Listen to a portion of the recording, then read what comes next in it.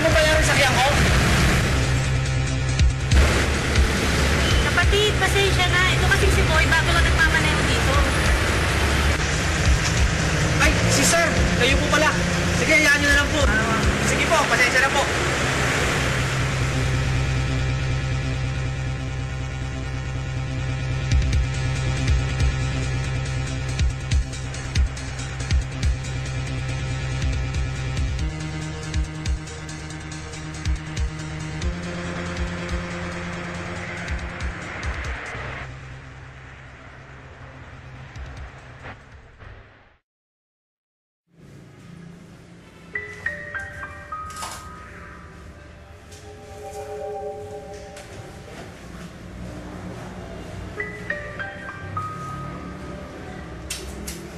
Lord, sana po manalo ko.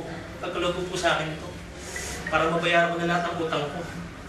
At higit po sa lahat, hindi na ako nakapin ng biyenang ko.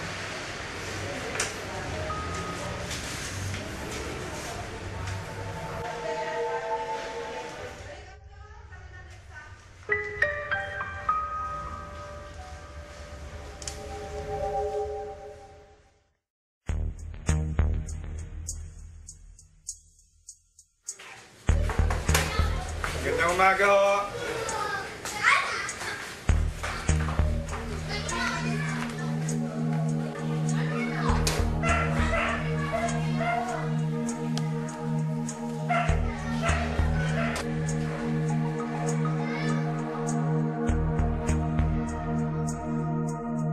Magandang umaga ho. Mga pulis po kami. Kayo po ba ang magulang ni Ronnie Marquez?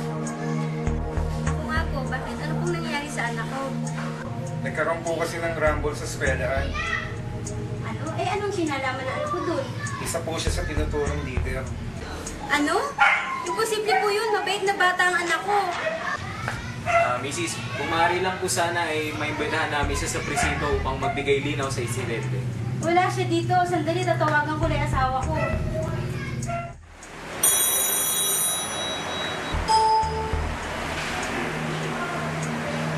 Hello, Han! Natawag ka? Hello, Han. Si Ron na sangkot daw sa rumble. May mga pulis dito sa bahay. O sige, magpapaalam ako dito. Hintayin mo lang ako. Yung pulis ko, usapin ko. Kausapin ko kayo ng mister ko. Hello. CPO Trey Malvarito. Hello, sir. Ako na lang po mag-atid sa anak ko sa presinto pagdating ko. Sige po, asahan namin.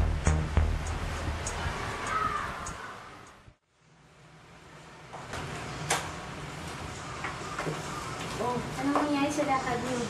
Ma, pa, wala na po ako sa kwarto ko. Sige, pahinga ka na anak. Okay na. Nakausap ko na yung magulang ng mga nag-complain. Nakausap ko sila, humingi ako ng dispensa doon sa nangyari. Buti naman at napakiusapan mo. Buti nga, dadali sila pag-usap. Salamat sa Diyos. Han, ano ba itong nangyayari sa atin? Parang ang dami ng hindi magandang nangyayari sa pamilya natin. Oo nga, parang sunod-sunod yung pagsubok sa atin ngayon. Ewan ko nga ba? Ikaw, Webis, bukas? Oo, baka. Di ba ini-invite tayo ni Pastor na umattend sa Young Couples Fellowship? Attend tayo? Di ba nakakaya na? Tagal na rin natin di dumadal. Hindi naman siguro. Sa tingin ko, mas kailangan nga natin ngayon ng magkaroon ng ka-fellowship eh. Oo, sige. Maga ako uwi bukas. Dadalo tayo. Pwede pa ngayon, tulog muna tayo. Medyo pagod ako. Maga may pasok ko bukas. Magandang araw sa ating lahat. Welcome sa ating YC Fellowship. Ayan. Bago tayo magsimula, i-welcome natin si Oliver at si Johnny sa ating fellowship ngayon. At pwede ko ngayon yung dalawa. Ayan, parang ayan. Welcome natin sila. Atahin natin ang halina sama-sama. Ayan, sige. Pwede tayo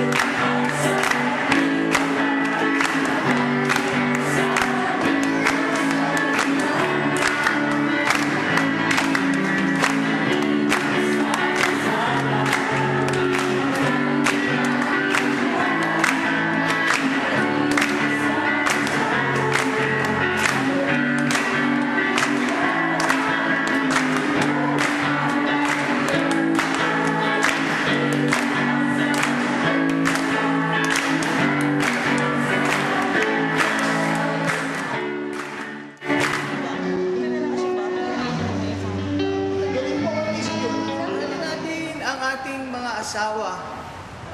Marami mang mga pagsubok na dumaan sa ating buhay, ito'y isang proseso na dapat nating maranasan. Kung tayo ay nasa Panginoon, lahat ng bagay ay mapagtatagumpayan natin sapagkat may plano siya sa atin.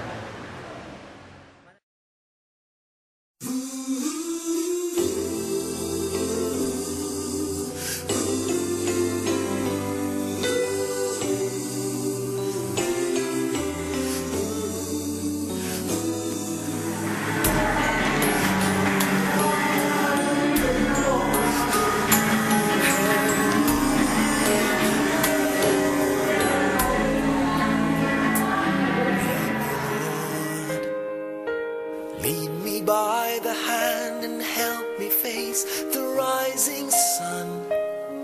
Comfort me through all the pain that life may bring.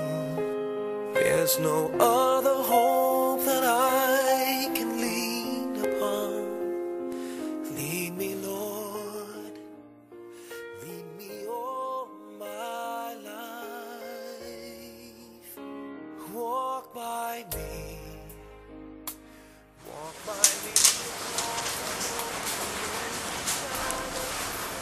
Han, alam kong nasaktan kita nitong mga nagkakaroon. Patawarin mo sana. Oo naman, Han. Alam ko naman pag may kasalanan ka. Ang gusto ko lang naman ay palagi kang nagsasabi ng tapat. Hindi ko na kasi alam kung ano magiging reaction mo pag sinabi ko sa Angel yun. Tatawanin mo din ako. Siguro nagkulang din ako ng tiwala sa'yo. Naikwento na rin sa akin ni Dennis ang lahat, pati ang tungkol sa project niyo.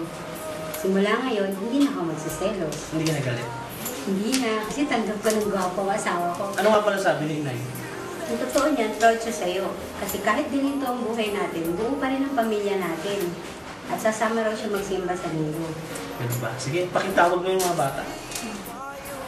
Mga anak, alam ko naman na alam ninyo yung pinagdadaanan natin ngayon. Humingi ako ng tawad sa inyo.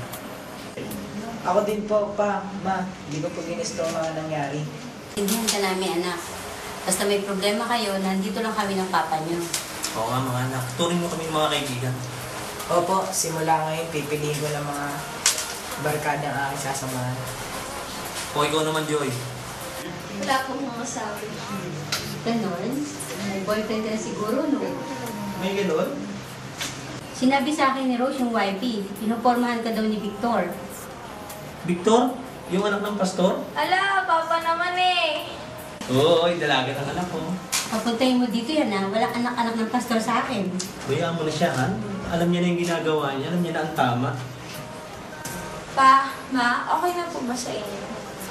Basta okay sa'yo. Pag-isipan mo, di panalangin. Wow, ate, kula. Okay, sige. Next Sunday, lalabas tayo. Ay, anong meron? We will celebrate the new Marquez family. Yes. Lahat ng gagawin natin ngayon ay para sa kapurihan ng Panginoon. Amen. Ano yan, Han? Lotto ticket. Hindi dito nakasalalay ang ating kinabukasan. Oo naman.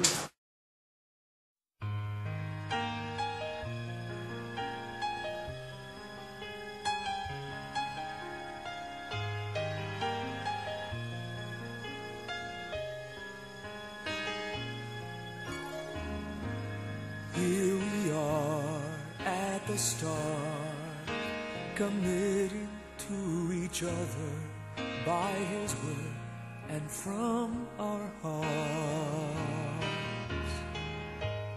We will be a family in a house that will be a home, and with faith we'll build it strong. We'll build a household of faith that together we can make. And when the strong winds blow, it won't fall down.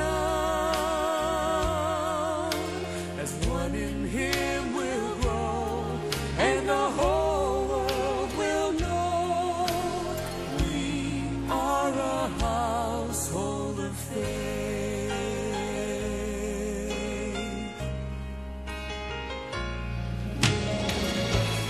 Proud to be a family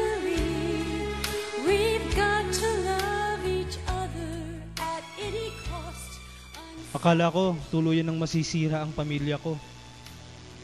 Salamat na lang at may mga kapatiran na patuloy na umaalalay sa amin. At higit sa lahat, sa awa at pag-ibig ng Diyos na laging nakalaan para sa amin.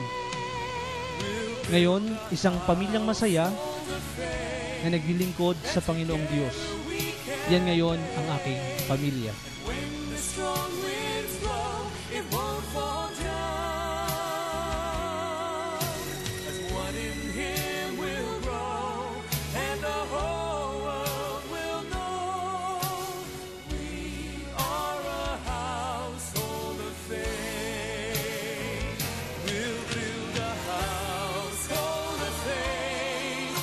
Together we can make, and when the strong winds blow, it's